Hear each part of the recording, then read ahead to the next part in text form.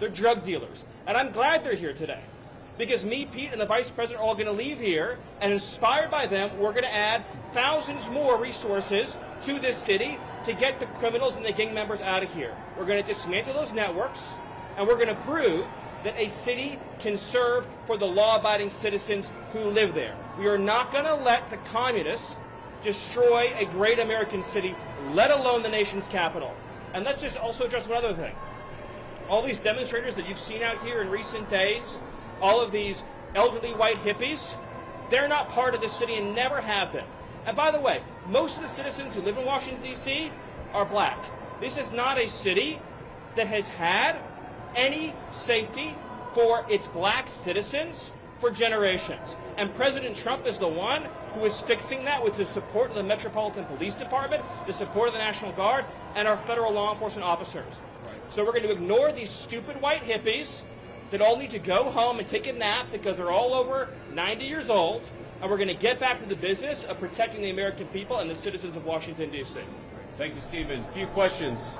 Mr. Vice President, why are troops stationed here at Union Station on the National Mall instead of areas in D.C. where crime is statistically highest? Well, if you've ever been to Union Station in the last few years with your family, you know that crime is actually extremely high right here in Union Station.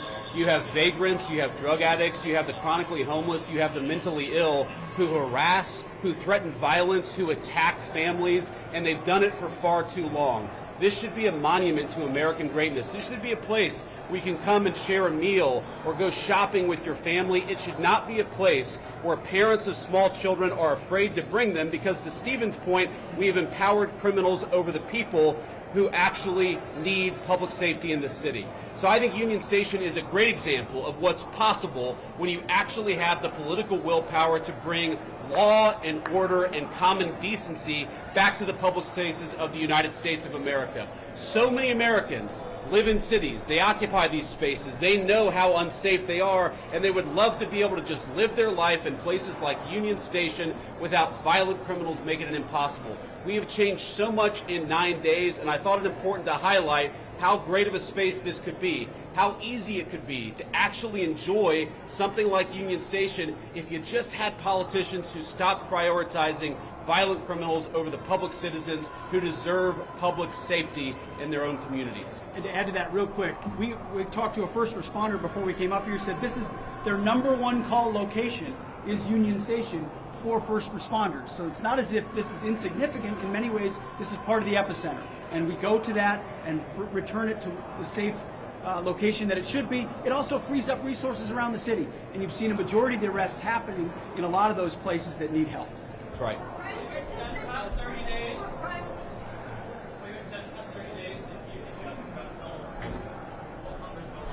Well, look, we'll ultimately let the President of the United States determine where we are after 30 days of this emergency order. I think that we're going to make a lot of progress over the next 20 days. I think that we're 9 days into this thing. But if the President of the United States thinks that he has to extend this order to ensure that people have access to public safety, then that's exactly what he'll do. If he thinks he doesn't have to do that, obviously he'll make that determination. But what we're going to do is try to empower these guys to do as good of a job as possible to bring public safety and order back to Washington, D.C. This is the national, cultural, and political capital of the world's greatest nation, and you talk to people, black, brown, white, so many of them are afraid to bring their kids into its public spaces. It's a shame. It's a blight. It actually should make every American ashamed that the world's leading superpower, our national capital, was unsafe for families to walk around at night. That is a disgrace. We don't think that it's acceptable, and thank God we have the presidential leadership to change it, and that's exactly what we're trying to do. Well, I think that crime statistics all over our country were massively underreported because a lot of people would pick up the phone, they'd call somebody, they'd try to get help, and nobody would show up. If you look at wait times, at 911 response times all across our country, but certainly in Washington, D.C., they were way too long. And that wasn't because of the D.C. police, that was because there was too much crime and too few law enforcement agents on the street to bring order and decency to this city. You talk to these guys. I talked to 3 police officers earlier. I've talked to the National Guard. They are so happy that they've been empowered to do their job, which is to make American streets safe for American citizens. And I think that empowerment is going to keep on going until we make America, and D.C. in particular, a safe place again. I'm sorry? Are you going to be releasing evidence of this? Of what? That D.C. has a terrible crime problem? You just got to look around. Obviously, D.C. has a terrible crime problem. The Department of Justice statistics back it up. The FBI statistics back it up. Just talk to a resident of this city, this beautiful, great American city. Don't they deserve... I mean, we talk about human rights. We hear these people outside screaming, "Free D.C." Let's free D.C. from lawlessness. Let's free Washington, D.C. from one of the highest murder rates in the entire world. Let's free Washington, D.C. so that young families can walk around and feel safe and secure. That's what we're trying to free D.C. from. And as Stephen said, it's kind of bizarre that we have a bunch of old, primarily white people who are out there protesting the policies that keep people safe when they've never felt danger in their entire lives. What are your thoughts on the establishment community's criticisms of President Trump's push to end the Russian-Ukraine war?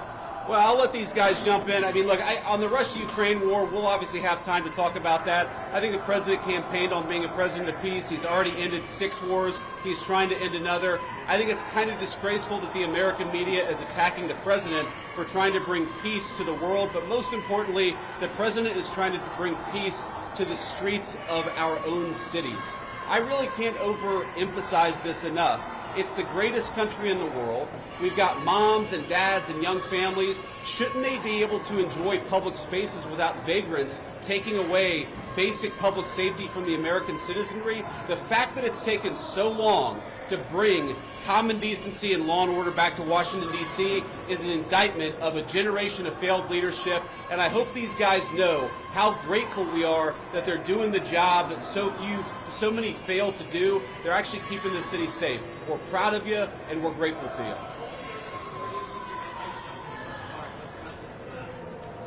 I'm sorry?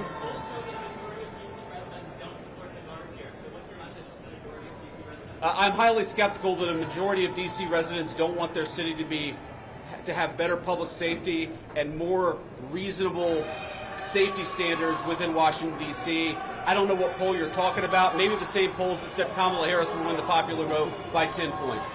Okay, we're going to stop there. We're going to grab a quick bite with some of the soldiers here and the National Guardsmen who are keeping this city safe. Again, I just want to say we're grateful to these guys. You guys are making D.C. safe again. We're proud of you, and we're grateful to you. Thank you. Thank you, Steve Baldwin, for being here too. Thank you, press. Thank you, press. Thank you, press.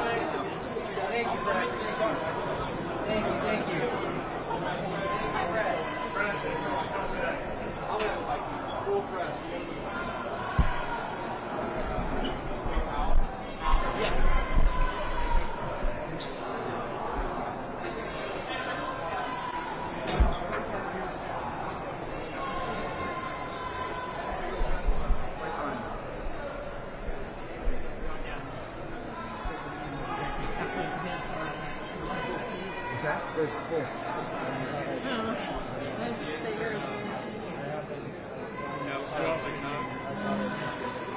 Press, come on. You go. The rest of the pool. Yeah, the rest of the one right there. Walk it outside the front.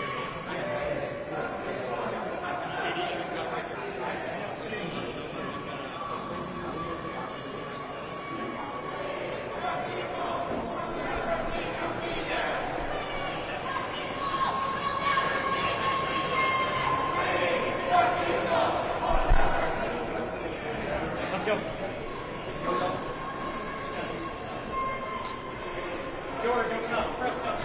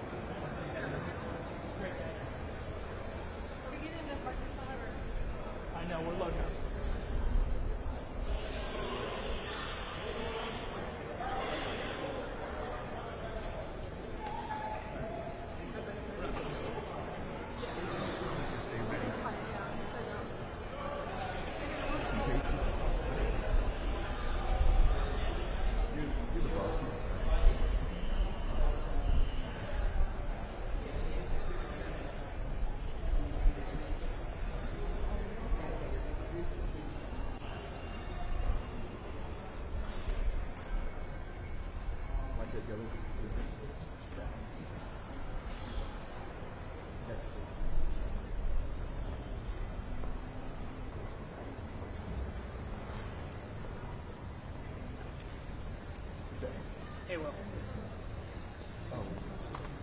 Yeah, and I see you right now.